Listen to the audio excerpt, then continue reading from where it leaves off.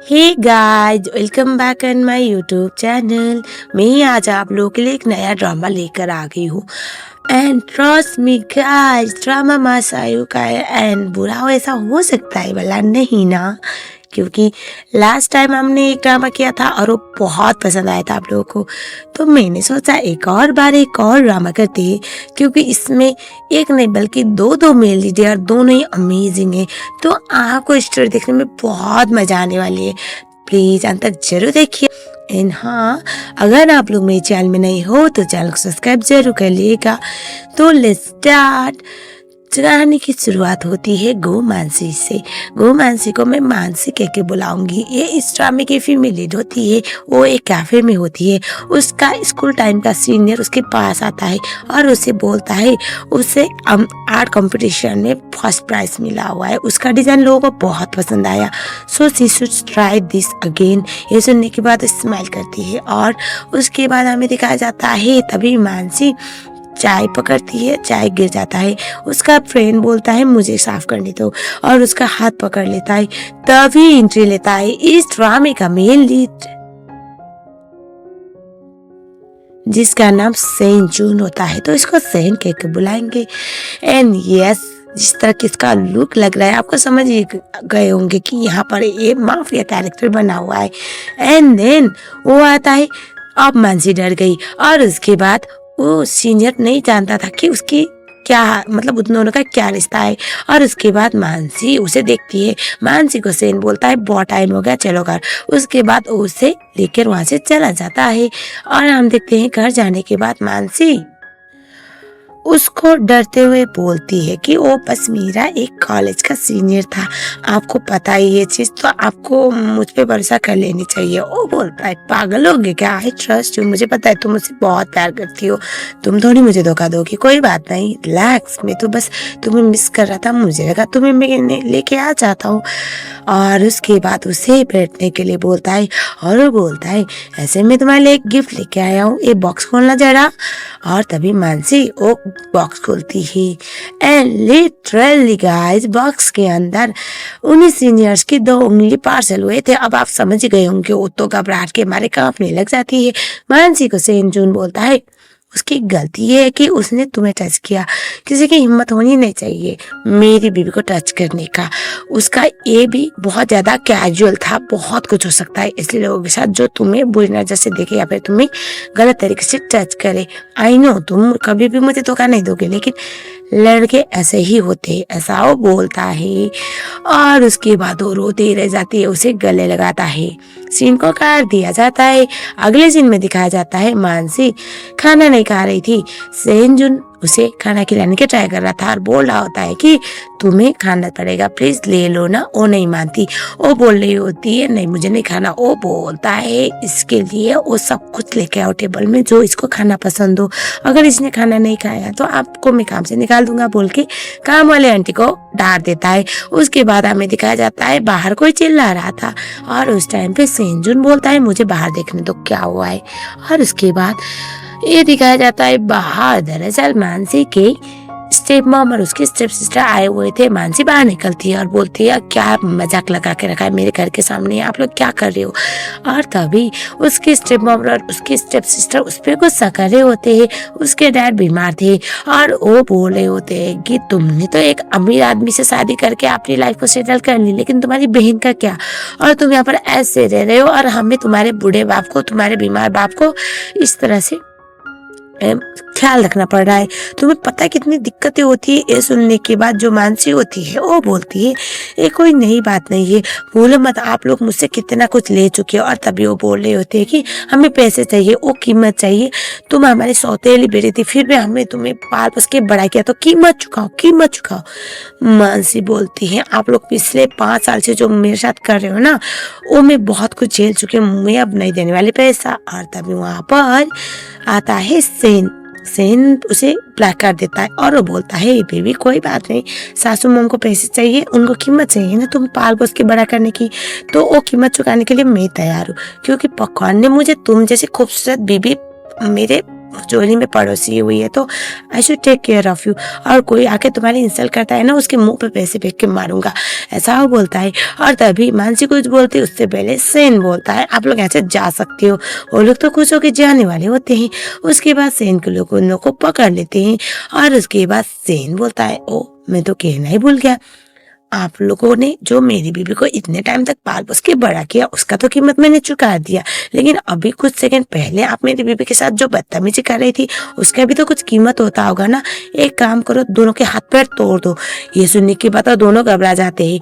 And trust में इस time पे मानसी बिल्कुल भी रिएक्ट नहीं कर रही थी। और उस समय पे हमें दिखाया जाता है जो सेन होता है वो बोलता है चलो चलो शुरू हो जाओ। तभी वो चिल्लाने लगते हैं, रोने लगते हैं, माफी मांगने लगते हैं। मानसी को बोल रहे होते हैं कि मैं तो तुम्हारी माँ जैसी हूँ ना, मैंने तुम्हें पाल पोस के बड़ा किया है। अच्छा, बुढ़िया को अब याद आया कि पाल पोस के बड़ा किया, कुछ देर पहले तक तो कुछ भी बकवास किए जा रही थी। शेन बोलता है एक ही साथ में छोड़ूंगा। वो बोलते हैं हाँ हाँ बताओ क्या करना है हम कर लेंगे, लेकिन प्लीज जाने दो। ऐसा सुनने के बाद सेन बोलता है अपने सर को यहाँ पर मानसी के सामने जहाँ पर पत्थर है वहां पर रगड़ो, मारो जब तक मुझे सेटिस्फेक्शन ना मिले, वरना मैं इतनी तरीके से जाने नहीं दे सकता। ये सुनने के बाद वो मारने लगती है। और तभी हमें दिखाया जाता है आंटी जी का तो पूरी तरह से हवा टाइट हो जाता है। तभी शेन बोलता है दोबारा अगर मेरी बीवी को परेशान करने के बारे में सोचा ना, उस टाइम पे मेरा नाम याद करना, क्योंकि वो तुम्हारी बेटी नहीं बल्कि मेरी बीवी है, सेन जून की बीवी। वो इस पूरे चाइना को ओन करती है। तुम जैसे एलिगेटर लोग आके मेरी बीवी को परेशान करोगे बोल के भगा देता है। और अंदर जाने के बाद फिर से शेन मानसी को बोलता है तुम्हें खाना खाना चाहिए, तुम्हारी तबीयत खराब हो जाएगी, तुम ये सब कुछ ऐसे बिल्कुल भी ओवरकम नहीं कर सकती। वो बोलती मुझे नहीं खाना। वो बोलता है क्या हुआ, सैड क्यों हो। यह सुनने के बाद शेन जो होता है उसको मानसी बोलती है मैं तुम्हारे साथ नहीं रह सकती, 5 साल का रिश्ता हम दोनों के बीच में जानम जैसा हुआ है, मैंने इस शादी में बहुत कुछ सफर किया है, तो लेट्स सेपरेटेड, मुझे डिवोर्स चाहिए। ये सुनने के बाद वो बोलता है क्या तुम्हें मुझसे डिवोर्स चाहिए, क्यों, तुम्हें किसके पास जाना है बताओ मुझे। और उसके बाद वो उसे बोलता है हम दोनों के बीच में कभी कुछ गलत हो ही नहीं सकता ना, हम अगर एक बेबी करेंगे उस टाइम पे सब कुछ नॉर्मल हो जाएगा, ट्रस्ट मी बेबी, ऐसा वो बोलता है। उसे बेड की तरफ लेके जाता है, उसे किस करने लगता है और उसके बाद उसके साथ टाइम स्पेंड कर लेता है। और अचानक से बाद में पता चला ये चीज पहले मानसी के साथ हो चुका था। मतलब जब उसने पहले इस तरह से डिवोर्स के बारे में बात की थी तो ये सब कुछ हुआ था। मानसी घबरा जाती है इस बात की वजह से, इस बार वो डिवोर्स का जिक्र नहीं करती। और उसके बाद मानसी बोल देती है मैं तुम्हारे साथ नहीं रह सकती, आई थिंक हमें अलग होना चाहिए। वो बोलता है मैं तुमसे प्यार करता हूँ। मानसी बोलती है तुम्हारा प्यार नहीं, ये तुम्हारा पागलपन है, बेवकूफी है, कुछ नहीं, तुम मुझे बस किसी पिंजरे में कैद कोई चिड़िया की तरह रखना चाहती हो, तुम्हारा ये प्यार नहीं ऑब्सेशन है। वो बोलता है वो दोनों अलग होते हैं क्या, मेरे लिए प्यार और ऑब्सेशन एक ही है, प्यार हो या फिर ऑब्सेशन हो सिर्फ तुम आती हो मेरे लाइफ में, ऐसा वो बोलता है। और तभी वो बोलता है अरे आज तो तुम्हारा बर्थडे ना, सॉरी मैं क्या गुस्सा कर रहा हूँ, हम दोनों नहीं लड़ेंगे आज, हम आइडियल कपल की तरह रिएक्ट करेंगे, ठीक है ना, मैं तुमसे कितना प्यार करता हूँ तुम्हें पता है ना, चलो चलो बेबी, ऐसा वो बोलता है। और उसके बाद वो बोलता है एक्चुअली आज मैंने तुम्हारे लिए बर्थडे पार्टी थ्रो किया हुआ है और वहाँ पर मेरे पेरेंट्स भी आएंगे, डोंट वरी, वहाँ पर हम लोग बहुत एंजॉय करेंगे, चलो तुम्हारे लिए मैंने बहुत अच्छा ड्रेस रेडी किया है तो उसको पहन के आ जाना, ठीक है ना, ऐसा वो बोलता है। और अब मानसी को दिखाया जाता है पार्टी में जहाँ पर उसके पेरेंट्स आए हुए होते हैं, डैड तो हॉस्पिटल में थे, प्लस जो हमारा बंदा था मतलब सेन की आंटी भी आई हुई होती है। वहाँ पर जाने के बाद सबसे पहले तो मानसी की स्टेप सिस्टर बोले होती है ये कितनी प्रिटी लग रही है, ये ड्रेस कितना महंगा होगा, काश मैंने कैरी किया होता। ये सुनने के बाद आंटी ये बोल रही होती है कि सब कुछ सेकेंड हैंड है ना, ये लड़की एक रोड पे मिली हुई लड़की को उठा के मेरे बेटे ने महल की रानी बना दिया, पता है ये कुछ डिजर्व नहीं करती थी, पता नहीं ऐसा क्या जादू टोना कर दिया हमारे बेटे पर जो ये इसके लिए पागल हो रखा है, वरना ये कुछ भी डिजर्व नहीं करती। आजकल गरीब लड़कियों का ट्रेंड बन चुका है, किसी अमीर को पटाओ, सेड्यूस करो और उसकी बीवी बन जाओ, उसके बाद राज करो, खुद मेहनत तो करनी रही है। वहाँ से कुछ बोलती उससे पहले वहाँ पर बोलता है, वहाँ पर सेन आता है। सेन आते टाइम वहाँ पर 2 चाकू को उठा लेता है और उसके बाद अपनी आंटी के पास जाता है और उसके बाद सीधा जो प्लेट वहाँ पर रखा हुआ था उसमें घुसा देता है। सबकी हालत टाइट हो जाती है। और उसके बाद शेन बोलता है मैं लाइफ में सिर्फ दो ही पॉलिसी को मानता हूँ, एक अपनी बीवी से प्यार करो, दूसरा जो खून के रिश्ते ना हो ना उनसे थोड़ा दूरी बनाए रखो। गलती मेरी थी, पार्टी में मैंने बुला लिया, ऐसे आपको तो आदत है बिन बुलाए मुंह उठा के आने का। तो आ रहे हो तो चुपचाप खाना ठूसो, यहाँ से दफा हो जाओ। अगर मेरी बीवी के बारे में कुछ बोलोगे ना उस टाइम पे जो मेरी मॉम का एक टाइम का रिश्ता था आपके साथ वो भी मैं भूल जाऊंगा, क्योंकि आप और मैं खून के रिश्ते में तो नहीं पड़ते ना आंटी जी। सो बस अपना मुंह भरो, पेट भरो, दफा हो जाओ। किसी ने फ्री का राय नहीं मांगा, वरना मैं बहुत कुछ कर सकता, आपको पता है ना। ओ सॉरी, गलती से चाकू गिर गया था, अगर जानबूझ के गिरा होता तो पता नहीं आज आप सिंगल पीस में जाती या 2 पीस में, बोल के वो चाकू को सीधा आंटी जी के आंखों के नजदीक लेके रोकता है। आंटी जी की तो हालत टाइट होती है। और उसके बाद यहाँ पर अब किसको क्या बोलना निकलता, मतलब कुछ नहीं निकल पाता। और उसके बाद हमें दिखाया जाता है जो मानसी होती है उसको शेन बोलता है आई एम सॉरी बेबी, मुझे लगा था यहाँ पर सबके साथ तुम अच्छा फील करोगे, लेकिन यहाँ पर तो तुम्हारा ही मजाक बनाने के लिए बैठे हुए है।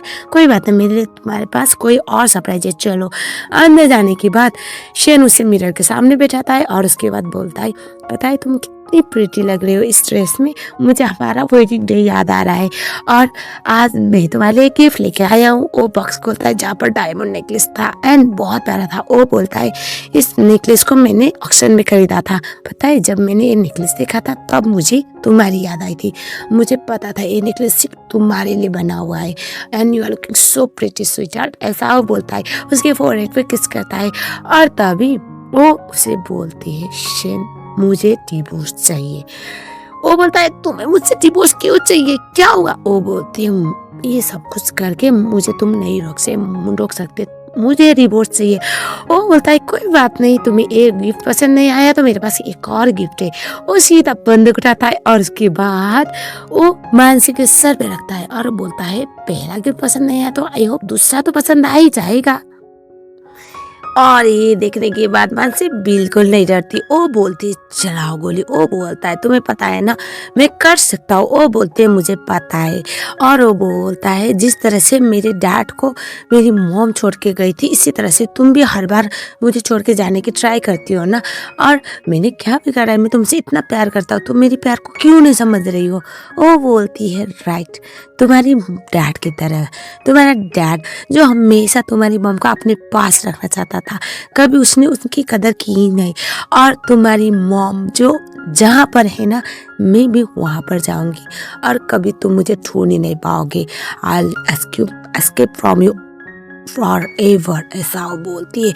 और ये सुनने के बाद उसे अपना फ्लैशबैक याद आता है बचपन में जब उसकी मॉम, दरअसल हुआ ऐसा था उसकी मॉम ने उसके डैड को चीट किया था, 2-3 बार वो भाग चुकी थी, उसके डैड उसे हर बार वापस लेके आते थे।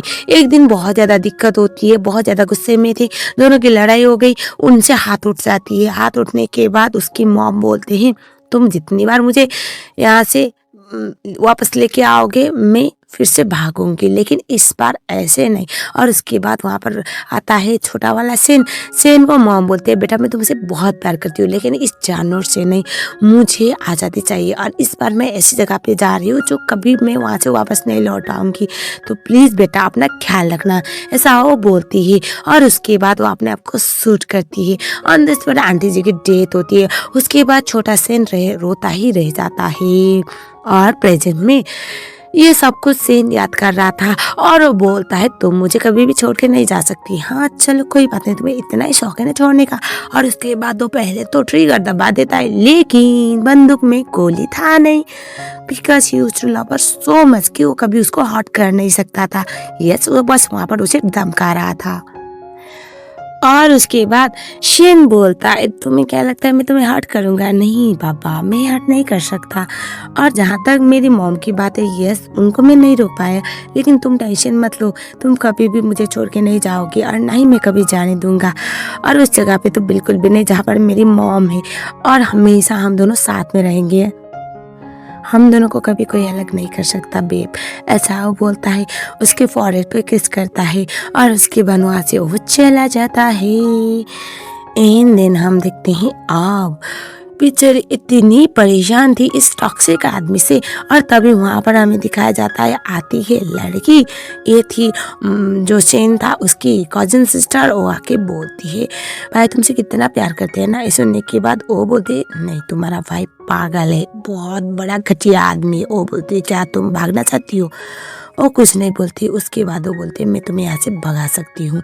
एंड सीन को काटा जाता है। बाद में उसकी सिस्टर उसके पास आती है और बोलती है भाभी मिल नहीं रही है। उसके बाद वो बोलती है पता नहीं भाभी कहाँ गई। उसके बाद वो निकल लेता है। उसके बाद हमें दिखाया जाता है एक बहुत बड़ा आइलैंड था। एक्चुअली ये लोग आइलैंड पे ही तो रह रहे थे। बहुत बड़ा नदी था वहाँ पर, एक्चुअली वो सी था और वो बहुत ज़्यादा साइड पे होती है, मतलब वहां से वो गिरी जाएगी। ये देखे तो स्टेन की हालत टाइट होती है। वो बोलता है क्या कर रहे हो वहाँ पर, बच्चों की जाने की जगह नहीं, आओ वापस। वो बोलती है तुम्हारे साथ मैंने अपनी लाइफ के 5 साल गुजार दिए और मुझे हर दिन जानू वाला फील होता है। इससे बेटर मैं यही सब मरकर अपने आप को खत्म कर दो। बोलता है नहीं ऐसी कोई भी बात नहीं, प्लीज वापस आ जाओ। तुम्हें क्या चाहिए बताओ, तुम्हें मुझे बदलना है ना, ठीक है मैं सब कुछ करने के लिए तैयार हूँ, प्लीज वापस आ जाओ। बोलती है अगर दोबारा मुझे कोई जन्म मिला ना प्लीज मुझसे मत मिलना, गुड बाय शेन। ओ वहीं से गिर जाती है। ये देख तो शॉक में उसके बाद उसकी हालत राइट हो जाती है। उसकी मॉम का डेथ याद आ रहा होता है। उसके बाद होना क्या था, नदी में गिरने के बाद भी हमारी साहबजादी जंगल से स्किप कर रही होती है क्योंकि शेन मारने के लिए तैयार नहीं था, वो मर सकती है। उसने पूरा नदी छान मारा, उसके बाद जंगल छान मारा, जैसे तैसे ऑलमोस्ट वो पकड़ी जाती। लेकिन तभी हमें दिखाया जाता है एक रोड को साइड पे आती है, वहाँ पर एक गाड़ी के सामने आती है और गाड़ी के सामने था इस ड्रामे का एक और हीरो। यस गाइस, एक और हॉट एंड हैपनिंग बंदा भी इस ड्रामे का हीरो है जो था वही नहीं को। वो बोलते प्लीज मेरी मदद करो, प्लीज मेरी मदद करो। वो बोलता है कौन हो आप? वो बोलते प्लीज मेरी मदद करो, बाकी सब कुछ मैं बात बताऊंगी। वो देखता है वहाँ पर उसके पीछे कुछ लोग पड़े, उसे नहीं पता कौन है। वो बोलता है गाड़ी में बैठो। उसके बाद हमें दिखाया जाता है जो वही नहीं होता है वो उसे लेके चला जाता है। जब तक शेन रोड पर आता है वो नहीं देख पाता कौन सा गाड़ी लेके गया, लेकिन यस उसे पता था कोई तो लेके गया था। तो अब दिखाया जाता है वो एक बहुत बड़ी क्लिनिक में पहुंच जाती है। क्लिनिक माने तो हॉस्पिटल। और वहाँ पर पता चलता है वेन एक प्लास्टिक सर्जन था, मतलब प्लास्टिक सर्जरी करवाने वाला डॉक्टर। वो शौक में और वेनी उसे बोलता है वो लोग कौन थे जो आपके पीछे पड़े हुए थे और आप कौन हो? वो पहले तो कुछ नहीं बोलती, लेकिन वो जब ये देखती है वहाँ पर प्लास्टिक सर्जन डॉक्टर बोल के उसका नाम लिखा हुआ था। वो बोलती है क्या आप डॉक्टर हो? वो बोलता है हाँ। और तभी वो बोलती है मुझे अपना शक्ल बदलवाना है, प्लीज मेरी मदद करो। वो बोलता है क्या आपको पता है आप क्या बोल रहे हो? और ऐसी काम ना इलीगल होता है, आपको अपने फैमिली मेम्बर का परमिशन चाहिए या फिर बहुत कुछ फॉर्मेलिटी पूरा करना पड़ेगा। वो बोलती है आप नहीं समझ रहे हो मैं किस मुसीबत में फंसी हुई हूँ। सबसे बड़ी मुसीबत तो मेरी लाइफ में मेरा हस्बैंड है और मुझे उससे छुटकारा चाहिए। जब तक इस शक्ल के साथ मैं रहूंगी वो मुझे कभी भी नहीं छोड़ेगा, तो मुझे अपने आप को चेंज करना पड़ेगा। इसके लिए मुझे आपकी मदद चाहिए, प्लीज मेरी मदद करो। मुझे अपनी शक्ल को बदलना है, वो मुझे नहीं छोड़ेगा। और वो अपना सारा सच बता देती है और इवन अपने बॉडी में वो मैक्स दिखाने के लिए कपड़े भी ओपन कर देती है जो उसकी वजह से, मतलब शेन की वजह से उसे लगे हुए थे। उसके बाद वो उसको मजबूरन इंसान के नाते इस बात को मानना पड़ता है।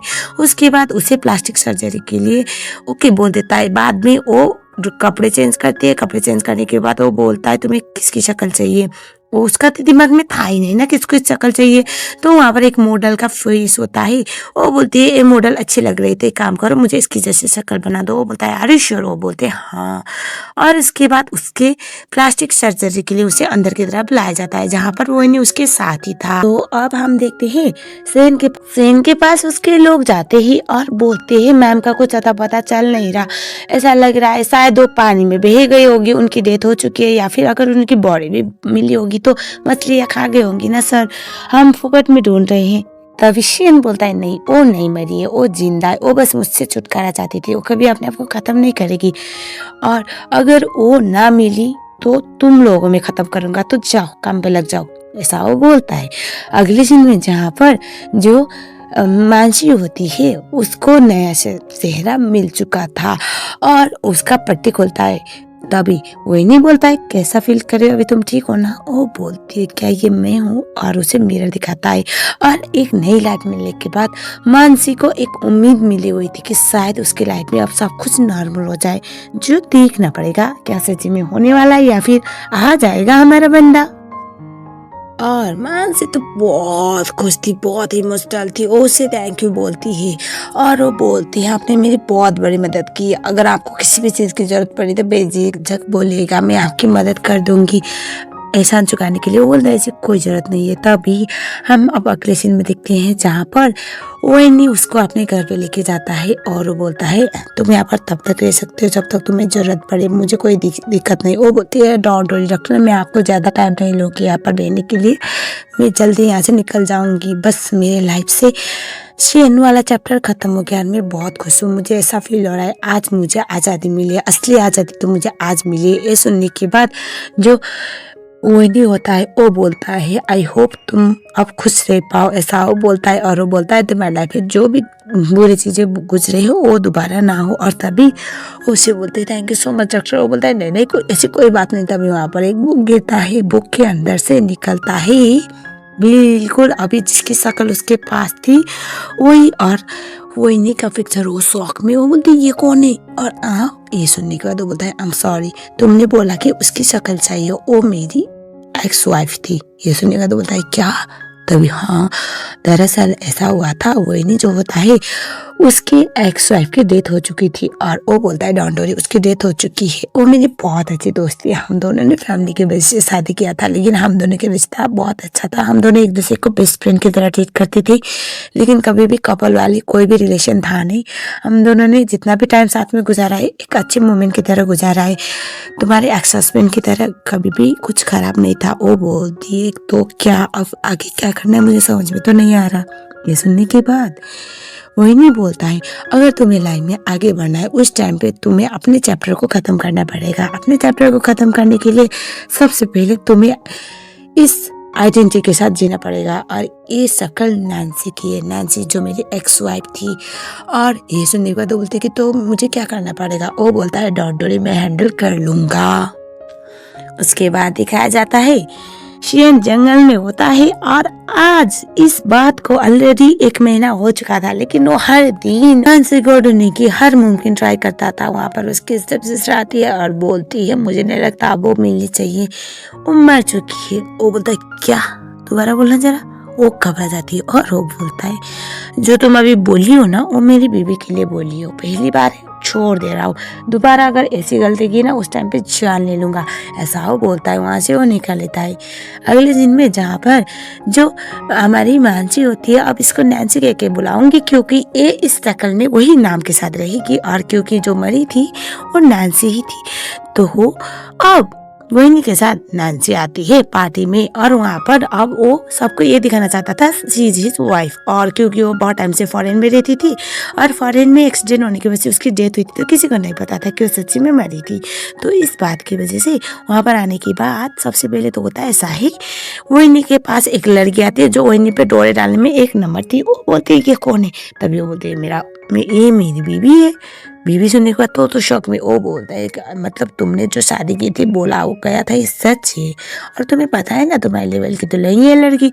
तभी वही नहीं बोलता है मेरी बीवी के बारे में बकवास करना बंद करो और तुम ऐसे दफा हो जाओ, अगर अच्छी शक्ल से अच्छे रिहाज से अच्छे तरीके से मेरी बीवी का वेलकम करना चाहती हो तो मैं बिल्कुल मना नहीं करूँगा, वरना ऐसी हरकतें करने की तो जरूरत नहीं है।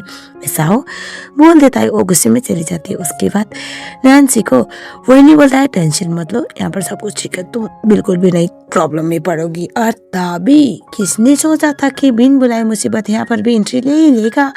एंड एंट्री लेता है शेन आता है, और उसके बाद से पीछे की तरफ जब नैन्सी मुड़ती है उसे देखकर तो शौक में आती है, वो पीछे वापस आती है और वो जाने वाली थी, वही उसे रोकता है। और तभी ये क्या भाई, वही जो होता है उसके पास शेन आता है, और शेन और वही तो बहुत अच्छे से बात कर रहे थे, बोल रहे थे कि लॉन्ग टाइम नो से कैसे हो दोस्त। अब वो तो कांपने लगती है, और तभी जो शेन होता है वो बताइए ये कौन है, और तभी वो उसको अपनी तरफ खींचता है, और उसके बाद वो उसको बोलता है ये मेरी वाइफ है नैन्सी, तुम्हें तो पता होना चाहिए। ये सुनने के बाद वो बोलता है क्या, तुमने शादी करी? बताया नहीं। हाय, वो तो उसको देख ही नहीं रही थी, वो तो कांप रही होती है, उसके दिल की धड़कनें तेज हो रही थी, वो अब डरी हुई थी ये भगवान क्या हो जाएगा, लेकिन वो बिल्कुल भी सो नहीं करती। और ये चीज सीन तो याद नहीं करता, वही को पता नहीं क्यों ऐसा की है। और जो हमारी नैन्सी होती है वो तो घबराहट के मारे ये बोलती है कि मुझे वॉशरूम जाना है, तो मैं आप लोगों से बाद में बात करती हूँ। और फौरन वहाँ से वॉशरूम के लिए 9 तो 11 हो जाती है। और हमें ये दिखाया जाता है शेन और वही दोनों को नहीं पता चलता what are the actual reason. अब उसे इनको तो पता चलने की जरूरत ही नहीं, कभी पड़ी भी नहीं, क्योंकि वो तो वन वुमन मैन था, ना ही वही को, क्योंकि बेचारे को थोड़ी पता था कि उसकी पैशन का टॉक्सिक हस्बैंड कौन था। अब हम देखते हैं उस में उसकी हालत टाइट हो रही थी, वो अपना मुंह धोती है और उसके बाद it's okay everything is well सोच सोच के वो बाहर निकलती है। तभी वही लड़की अभी जो वही पे लाइन मार के वही उसका इंसल्ट किया था और उसके दोस्त आते हैं और उसकी इंसल्ट करने लगते हैं, ये बोलते हुए कि तुम तो कभी वही के लायक थे नहीं।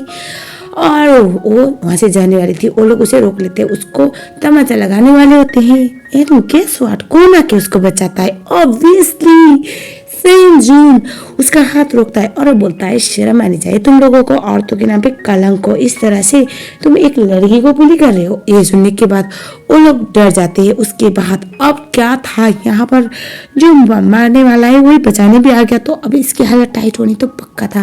बेचारी मानसी, मतलब आई मीन टू से मानसी तो है ना ये, वो तो कांपने लगती है, डर के मारे उसे देखे नहीं रही थी। वो लड़कियां तो वहां से जा चुकी थी, लेकिन नैन्सी तो कांपने लगती है।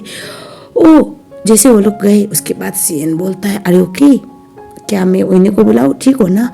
वो डरने लगती है, वो कुछ बोलती है उससे पहले वो गिर जाती है, उसके बाद वो रेंगने लगती है। पता नहीं यार, मतलब लिटरली मैं बोले रेंगने लगती है। वो चल नहीं पा रही थी तो इसको कवर करके वो जाने की ट्राई कर रही थी। वो बोलता है क्या हो गया, और तभी उसे फ्लैशबैक याद आ रहे थे। फ्लैशबैक में किस तरह से दोनों में मतलब जो भी सीन्स थे, तो 1-2-3 बार उसने मारा होगा, वो सोच के तो वो तो और डरने लगती है। और ये देख के उससे अब जाके मानसी याद आती है, वो तो शौक में, वो बोलता है उठो तुम, वो नहीं उठती। होता है मैंने कहा उठो, वो नहीं उठती। और उसके बाद हमें दिखाया जाता है वो उससे उठाता है और उसके बाद बोलता है इधर देखो मेरी तरफ, और उससे अब बात ज्यादा आती है और बोलता है मानसी बेब तुम हो ना? वो नहीं देखती, उसे बिल्कुल भी नहीं देखती, जो उसकी सबसे बड़ी गलती थी। ऑब्वियसली बेचारी डर गई थी, फिर भी उसे लिटरली मानसी याद आ रही थी। अब उसकी पूरी तरह से हालत टाइट हो जाती है और वो बोलता है मानसी तुम हो ना, तुम नहीं मरे हो ना, मुझे पता था तुम जिंदा। और वो डरती है और वो बोल रही होती है प्लीज मुझे यहाँ से जाने दो, लेकिन किस्मत अच्छी थी ना आज हमारी मानसी की। तब वहां पर आता है हमारा वो नहीं आके उसे धक्का देता है, बोलता है क्या कर रहे, छोड़ो उसे। और उसके बाद वो इतनी घबराई हुई थी, उससे ऐसे पकड़ती और बोलते प्लीज मुझे यहाँ से लेके चलो प्लीज। और तभी जो हमारा सेन था वो बोलता है क्या हो गया इससे, ये कौन है बताओ मुझे इससे बात करनी है। तभी वो ही नहीं बोलता है तो मेरे दोस्तों और रिलेशन से मेरे अंकल भी लगते हो, लेकिन मुझे इस तरह से कभी भी पसंद नहीं आएगा कि मेरी बीवी के साथ तुम इस तरह से ट्रीट करो, आई एम सॉरी, ऐसा बोलता है। और उसके बाद गोदी में लेके चला जाता है। गाड़ी में जाने के बाद भी वो घबराई हुई थी। तभी वही नहीं बोलता है क्या हो गया प्लीज़ मुझे बताओ, मुझे डर लग रहा है तुम्हारी तबीयत को देखते हुए। वो बोलती है वो मेरा एक्स हस्बैंड है। इसे बोलता है क्या, ओह शिट सॉरी मुझे नहीं पता था, ऐसा कुछ हो सकता है, मुझे माफ़ कर देना। वो बोलती है तुम्हारी कोई गलती नहीं, वो तुम्हारा क्या लगता है? वो बता देते हैं कि मेरा अंकल लगता है, और हाँ हम दोनों साथ में पले बड़े हैं, हम दोनों दोस्त की तरह है। ये सुनने की बात वो बोलती है अगर तुम भी उसी की फैमिली में से हो तो आप सॉरी मैं तुम पे ट्रस्ट नहीं कर सकती, मुझे यहाँ से निकलना है। वो बोलता है नहीं ऐसी बात नहीं है, मैं बचपन से बड़े होने तक यंग एज तक उसके साथ ही पला बड़ा हूँ, लेकिन बाद में मैंने फॉरेन में पढ़ाई करने के लिए शिफ्ट कर दी थी और मैं अभी रिसेंटली वापस आया हूँ यहाँ पर अपना हॉस्पिटल खोल के यहाँ पर काम कर रहा हूँ। ये सुनने के बाद वो बोल रही होती है कि मुझे बिल्कुल भी ये चीज़ समझ में नहीं आ रहा कि इतना कुछ होने के बाद भी फिर से मैं उसके साथ क्यों टकराई, भगवान जी मेरा कौन सा इंतजाम ले रही है। ये सुनने के बाद वही नहीं बोलता है डोंट वरी। और तभी वो उससे बोलती है बाकी अभी सब कुछ मैटर नहीं करता, लेकिन अभी मैटर ये करता है कि मुझे उससे दूर रहना है, जितना हो सके दूर रहना है, क्योंकि वो इंसान नहीं जानवर है, वो कुछ भी नहीं छोड़ेगा और किसी को नहीं छोड़ेगा, तुम्हें भी बर्बाद करके रखेगा अगर उसे आइडिया लगेगा कि मैं जिंदा हूँ। ऐसा वो बोलती है। उसका हाथ पकड़ता है और बोलता है डोंट वरी, कुछ भी हो जाए आई एम विथ यू। और उसके बाद अगले सीन में दिखाया जाता है जहाँ पर जो शेन होता है घर पे जाता है बेचारा। वो अभी मानसी के मिसिंग में इतना टेंशन में था, इतना ज़्यादा टेंशन में था। वो किचन में देखता है मानसी आई हुई है। इस बात की वजह से उसे पीछे से जोर से हक करता है और बोलता है तुम वापस आ गई ना, मुझे पता था तुम वापस आ जाओगी। लेकिन बाद में पता चला कुत्ती कमीनी उसकी स्टेप सिस्टर ही थी, उसकी कॉजन सिस्टर ही थी, जो बिल्कुल उसकी तरह कपड़े पहन के बैठी हुई थी। अब तो गई बेटी तू। और उसके बाद से बोलता है इस कपड़े में क्या कर रही हो। वो बोलती है वो एक्चुअली मेरे कपड़े बिके हुए थे, मुझे मिला नहीं कुछ भी तो मैंने पहन लिया, क्यों अच्छी नहीं लग रही हो। वो बोलता है अभी के अभी उतारो वरना मैं भूल जाऊंगा तुम एक लड़की हो और दोबारा मेरे आसपास दिखना भी मत बोल के उसे भगा देता है। उसके बाद बेचारा वो बहुत परेशान था और उसके बाद वो कॉल करता है हॉस्पिटल में और वो बोलता है मेरे ससुर जी से मुझे बात करनी है, उनसे मिलना है, उनकी तबीयत कैसी है। डॉक्टर बोलते हैं आप मिलने के लिए आ जाओ सर। एक्चुअली वो हॉस्पिटल में बहुत टाइम से थे। वहाँ पर जाने के बाद क्योंकि डॉक्टर्स बहुत डरे हुए थे, क्योंकि शेन तो शेन है ना, शेन के सामने कोई बेवकूफ़ी कर दिया फिर कुछ भी हुआ तो उल्टा सीधा हो जाएगा। तो वो अपने ससुर जी को बोलता है डैड कैसे हो, डोंट वरी आपकी बेटी बहुत जल्द आपसे मिलने के लिए आ जाएगी। वो खाना खिलाने की ट्राई करता है, वो नहीं खाती। वो बोलता है डोंट वरी डैड सब कुछ ठीक रहेगा। उनकी हालत थोड़ी सी खराब थी और तभी वो ये बोलता है कि आपकी बेटी को मैं दोबारा अगर आऊँगा ना आपकी बेटी को लेके आऊँगा। वो बोलते हैं मेरी बेटी आएगी और उसके बाद खाने लगते हैं। उसके बाद वो बोलता है डॉक्टर जिस नर्स को मैंने रखा हुआ है यहाँ पर मेरे ससुर जी के देख के लिए उसको निकाल दो, सीधा पुलिस स्टेशन में डाल दो। और उसके बाद वो बोलते सर क्या हुआ, तभी वो बोलता है हिम्मत कैसे, मैंने बोला था ससुर जी के अच्छे से ख्याल रखना और उनका ख्याल रखने की जगह पे टिकटॉक पे रील बना रही है क्या, कुत्ती कमीनी साली बोल देता है। उसके बाद वो बोलता है दोबारा अगर यहाँ पर आऊँगा ना मेरे ससुर जी को थोड़ी हेल्थ इशू होनी नहीं चाहिए, उनको थोड़ा सा तंदुरुस्त बनाओ, एटलीस्ट 2-4 kg बढ़वाओ, अगर ऐसा ना हुआ ना तो हॉस्पिटल को ही जला दूंगा बोल के वहाँ से चला जाता है। डॉक्टर ये चिल्लाते रह जाते हैं कि नहीं सर हम ख्याल रख लेंगे आपके ससुर जी का। और उसके बाद हमें दिखाया जाता है मानसी बेचारी बेटी थी ना, और इस हाल में अगर आपका बाप हो उस टाइम पे अब वो कैसे अपने आप को रोक पाती, भले उसने किसी और की शक्ल बना ली हो तो वो मन ही मन में ये सोच रहे होते भले ही पापा मुझे ना पहचाने लेकिन मुझे अपने पापा से बात करनी है और मुझे अपने पापा को देखना है, उनको सही सलामत ये सोचते सोचते वो हॉस्पिटल में आती है। और होता ऐसा है वहीं रूम से सेन बाहर की तरफ निकलता है, मानसी अंदर जाती है और जो सेन होता है बाहर की तरफ निकलता है। ये दोनों क्रश हो गए, देखे ना एक दूसरे को। अंदर जाने के बाद मानसी अपने पापा से मिलते हैं, पापा को बोलते हैं मैं आपकी बेटी हूँ। मानसी ये सुनने के बाद वो इमोशनल होते हैं और बोलते हैं तुम मेरी बेटी हो। वो बोलते हैं हाँ पापा एक बार सब कुछ ठीक हो जाए मैं आपको यहाँ से निकाल लूँगी। और रोने लगती है। बाप बेटी में थोड़ा सा होता है भरत मिलाप टाइप का, भरत मिलाप नहीं बोलते सॉरी। और उसके बाद हमें दिखाया जाता है जो मानसी होती है वो वहाँ पर उसके नेल्स को कट करती है और वो बोलती है पापा आपको टेंशन की ज़रूरत नहीं मैं ठीक हूँ, उस जन्म से तो बेटर लाइफ। लेकिन पता है होता क्या है, मानसी देती है वहाँ पर फोन था सेन का रह गया था और सेन रियलाइज करता है गाड़ी निकालने से पहले ओ शिट फोन तो रह गया ससुर जी के कमरे में। उसके बाद तो क्या था वो वहाँ के बाहर की तरफ निकलती है, शेन आ रहा होता है, इसके चक्कर में वो वहाँ पर एक बेड में जाके गिरती है, मतलब वो जानबूझ के टकराती है और सॉरी सॉरी बोल के नर्स को सॉरी बोलती है। शेन याद नहीं करता कौन है, वो अंदर जाता है, अंदर जाके ससुर जी फोन को पकड़े हुए थे और उसके बाद वो फोन को देते हैं और वो बोलते हैं डैड आप ठीक हो। तभी वो देखता है डैड जी के हाथ के नेल्स तो कटी हुई है, फ्रेश कटे हुए नेल। वो शौक में आता है। उसके बाद वो नेल कटर दिखता है और वो बोलता है डैड आपकी बेटी आई थी ना, मानसी आई थी ना डैड।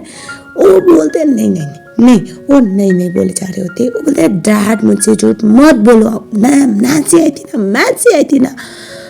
वो तो चिल्लाने लगते हैं। बाद में वो हम लोगों को बोलता है अभी सर्विलेंस कैमरा चेक करो कौन आई थी मुझे देखना है। और उसके बाद वो बोलता है डैड आई एम सॉरी ऐसे बात नहीं करना चाहिए था, मुझे पता है आप अपनी बेटी से बहुत प्यार करते हो जितना मैं आपकी बेटी से करता हूँ, तो हम दोनों तो एक ही साइड में है ना बोल के वो ऐसे उनको शांत करता है। बाद में वो बंदा लेके आता है कैमरा, वो वीडियो, और वीडियो में दिखती है हमारी नैन्सी, आई मीन टू से Nancy what ever she is, उसकी शक्ल दिख गई कमरे के बाहर से निकलते हुए। अब क्या था, उसे याद आया पास्ट, और उसके बाद ओ इतना कंफर्म हो गया गड़बड़ तो है।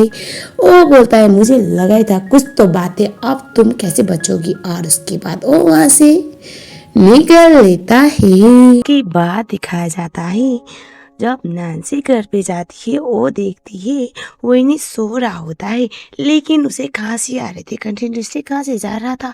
ये देखने के बाद उसे ऐसा लगता है एक बार देख लेती हूँ कहीं ज़्यादा तबीयत खराब तो नहीं, और वो उसके पास जाती है, उसे देखती है, उसकी आंखें खुलती है। वो बोलता है क्या कर रहे हो यहाँ पर। वो बोलती है मैं देखी तुम खांस रहे हो इसलिए मैं देखने आई थी। अरे ओके।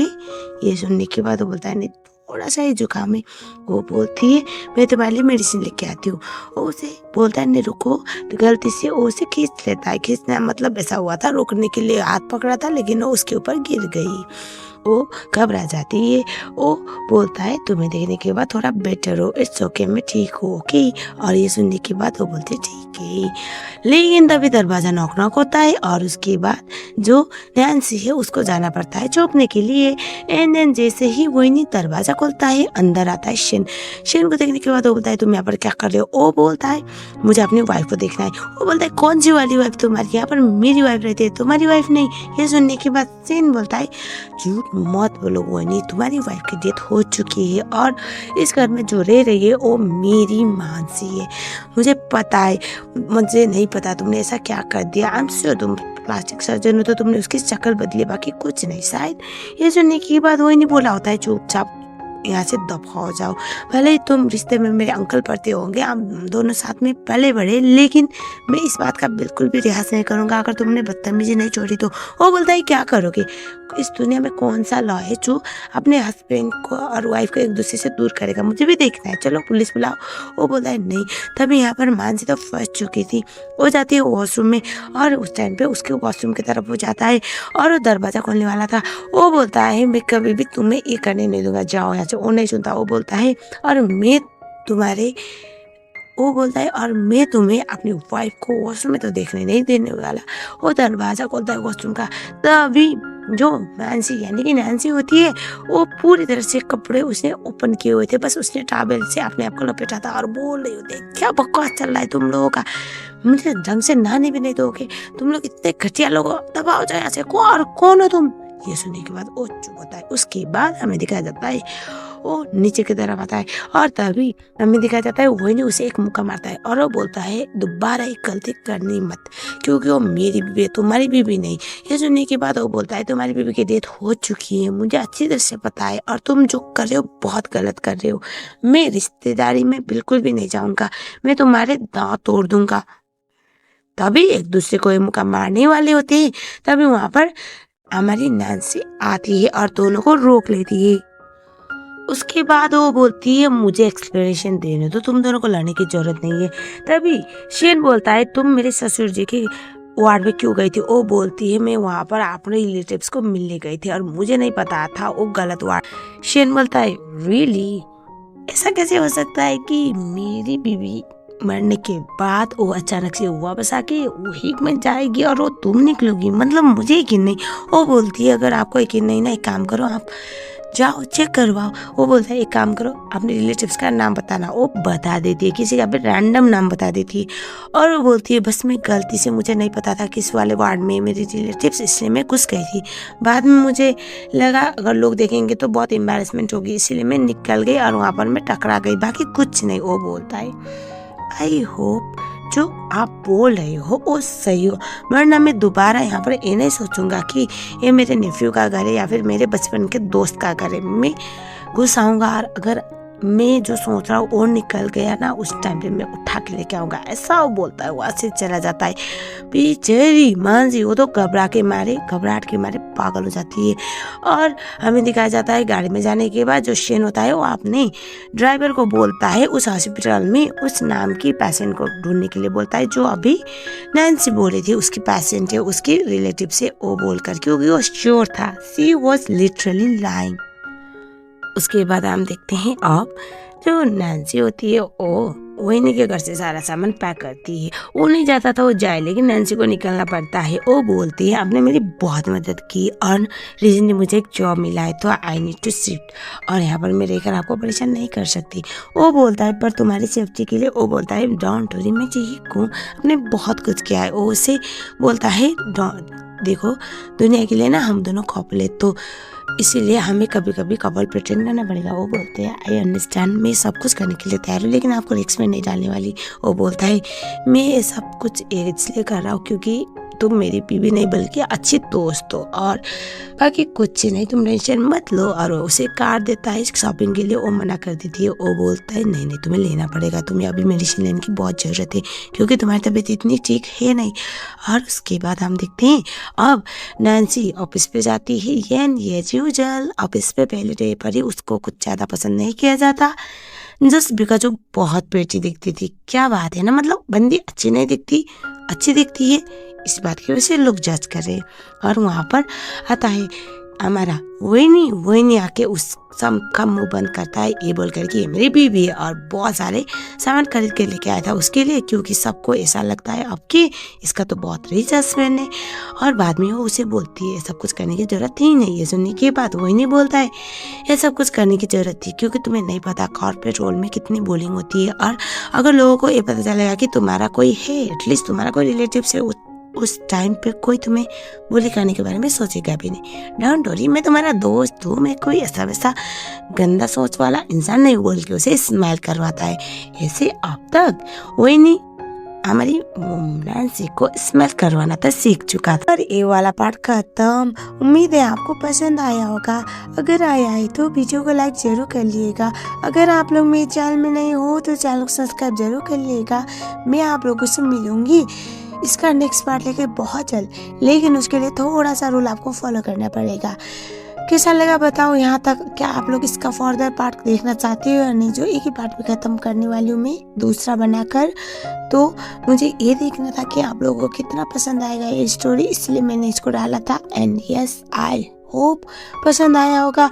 वीडियो को लाइक करो, शेयर कर दो, और हाँ कमेंट जरूर बताना कमेंट में कि नेक्स्ट पार्ट चाहिए या नहीं। Thank you so much.